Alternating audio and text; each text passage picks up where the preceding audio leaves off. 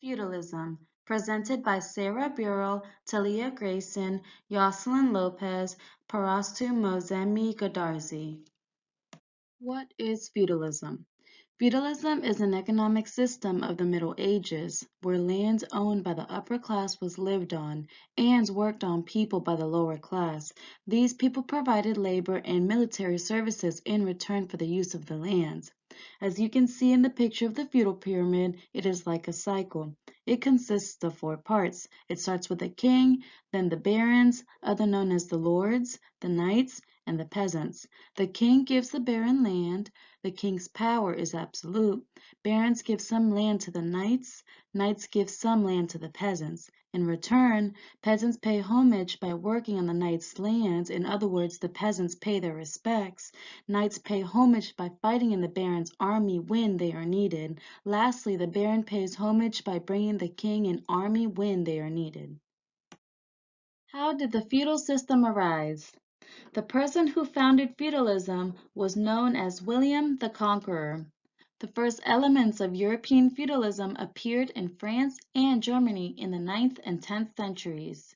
This coincided with the great military force organized by the Normans. Elements of the Roman regime were transferred to European feudalism. Roman villas and their lands were granted to military leaders on a temporary basis as a reward for their loyalty to Rome and the emperor.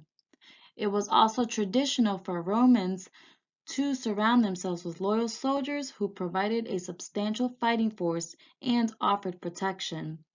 These ideas were adopted in Europe. European nobles increased their power from grants of land from the king in return for military services. European feudalism was born. The feudalism system consisted of four parts. It started with the kings, then the lords and the ladies. They were also known as nobles or barons. They divided their land into estates called fiefs. The knights, also known as undertenants. Lastly, the peasants. They were known as serfs or villeins. The barons provided money and knights to the king, and the knights provided protection and military services to the baron. The peasants provided food and some military services to the knight. In return, they received protection. The king was in complete control of the feudal system. The king directly owned 20% of the land. The church owned 25% of the land, and 75% of the land was managed by the level below. The manor. The manor was the lord's estate and had complete control over everyone and everything. They were known as Lord of the Manor. The king would give the lords their own land in return for their services and loyalty. This allowed the lord to govern the land. It was also filled with a village or villages. The lord protected the peasants in return for their services. It also provided people with land, tools, livestock, and more. The lords were considered very wealthy. The village. The village was very self-sufficient. The peasants relied on some natural resources for their shelter and for their tools. The peasants planted their own food, such as fruits and vegetables. Housing was provided for the peasants, and they did own some portion of the land.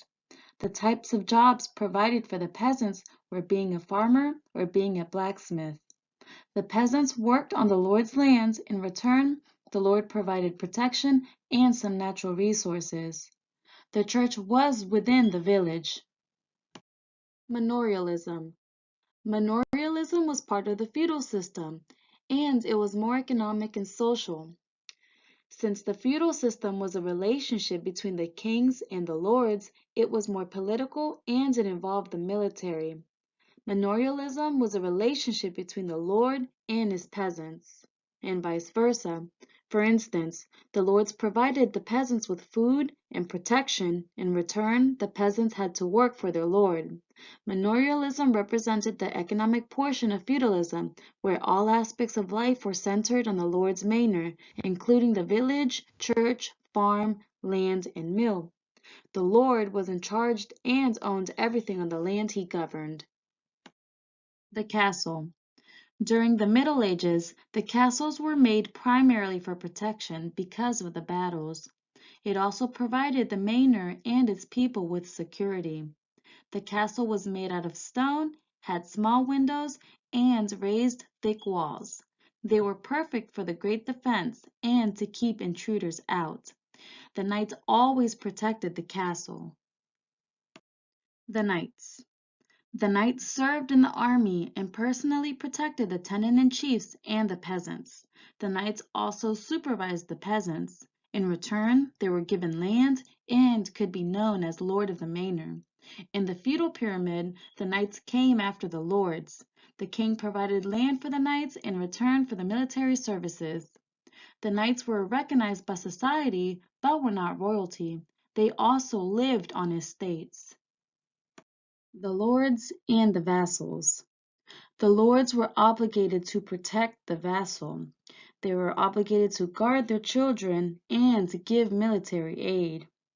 The lords were known for running local manors in which they had power in holding court and punishing citizens for their crimes. Lords and knights owned all their land, including the villages, peasants, and crops. The vassals assisted to their lords. The vassals lived with the lords and were loyal to their lord.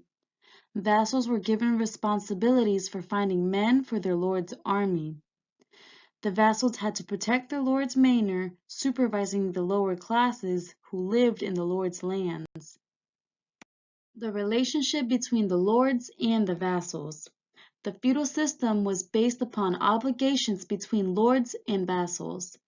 The vassals were lower in the social class pyramid and paid homage to one lord.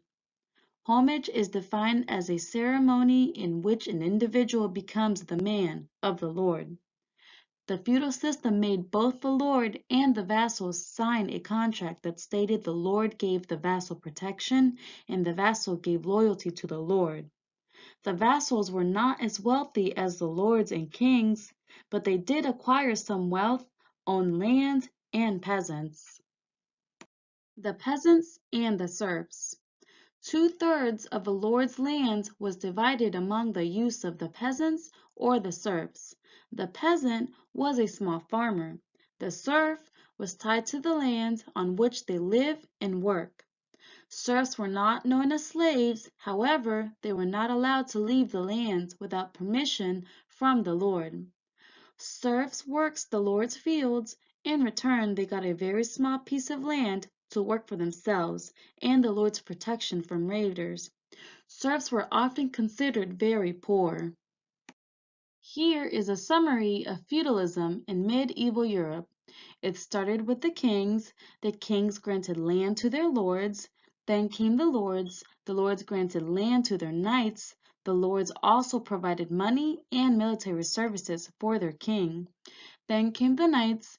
The knights granted land to their serfs or peasants, provided protection and military services for their lords. Then came the serfs or the peasants. They provided food and services on demand for their knights, lords, and kings. In other words, people were given land and protection. In return, they had to fight and work. Military services. The knights provided military services for the kings in exchange for their protection and lands. As you can see in the picture, the knights were given expensive armor and had to be heavily guarded. They were also given weapons. The kings would often request several knights when it was time for war. Knights guarded the king's castle and served for the king up to 40 days each year. The knight's duty was to protect the lord. Also, the knights did protect some peasants. Most knights were known as household knights, young men who lived with their lord and served him in military and non-military capacities, who were rewarded for long service with lands of their own and served in anticipation of this reward. Religion and the Church. The type of religion Christians practiced was Catholicism during the medieval times. The Roman Catholic Church was highly involved in the feudalism system. The church collected large amounts of taxes from the people in order to support the church. The church also owned about 25% of the land. Just like the levels of social class in society, the church had its own ranks. It started with the bishops, then came the priests, then the monks, and lastly the nuns. The Pope was head of the church. In the later part of the Middle Ages, the Pope, as head of the church, had much influence over the king and total control of the clergy.